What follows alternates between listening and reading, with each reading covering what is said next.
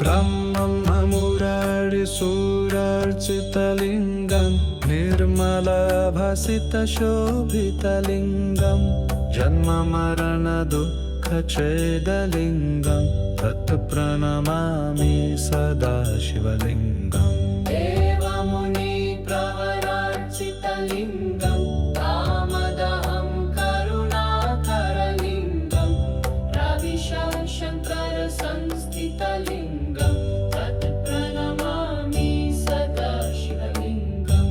सर्वसुगन्धसुलेपितलिङ्गं बुद्धिविवर्धनकारणलिङ्गं सिद्धसुरासुरवन्दितलिङ्गं तत् प्रणमामि सदा शिवलिङ्गम्। कनकमहामणिभूषितलिङ्गं फणिपतिवेष्टितशोभितलिङ्गं दक्षसूयज्ञविनाशनलिङ्गं तत् प्रणमामि सदा शिवलिङ्गम्। कुङ्कुमचन्दनलेपितलिङ्गं पङ्कजहारसुशोभितलिङ्गं सञ्चितपापविनाशनलिङ्गं तत् प्रणमामि सदा शिवलिङ्गम्। देवगणार्चितसेवितलिङ्गं पावरभक्तिभिरेव च लिङ्गं दिनकरकोटिप्राभाकरलिङ्गं तत् प्रणमामि सदा शिवलिङ्गम्। अष्टदलुपारिवेष्टितलिङ्गं सर्वसमुद्भवकारणलिङ्गं अष्टदरिद्रविनाशनलिङ्गं तत् प्रणमामि सदा शिवलिङ्गम्। सुरगुरुसुरवरपूजितलिङ्गं सुरवनपुष्पसदार्चितलिङ्गं पार्वतीप्रियशाश्वतलिङ्गं तत् प्रणमामि सदा शिवलिङ्गम्। ब्रह्ममुरारिसूरार्चितलिङ्गं निर्मलभासितशोभितलिङ्गं जन्ममरणदुःखच्छेदलिङ्गं तत् प्रणमामि सदा शिवलिङ्गम्।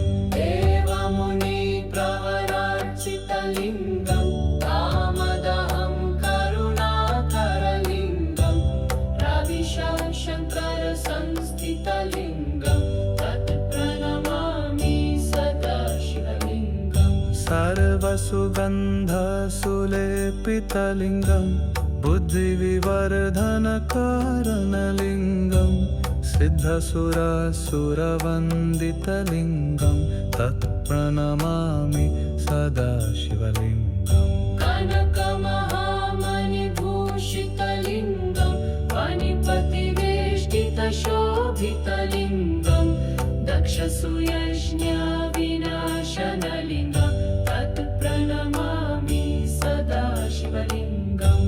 कुङ्कुमचन्दनलेपितलिङ्गं पङ्कजहारसुशोभितलिङ्गं सञ्चितपापविनाशनलिङ्गं तत् प्रणमामि सदा शिवलिङ्गम्।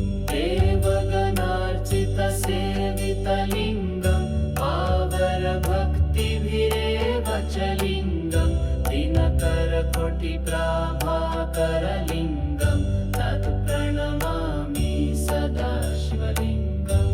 अष्टदलुपारिवेष्टितलिङ्गं सर्वसमुद्भवकारणलिङ्गं अष्टदरिद्रविनाशनलिङ्गं तत् प्रणमामि सदा शिवलिङ्गम्। सुरगुरुसुरवरपूजितलिङ्गं सुरवनपुष्पसदार्चितलिङ्गं पार्वतीप्रियशाश्वतलिङ्गं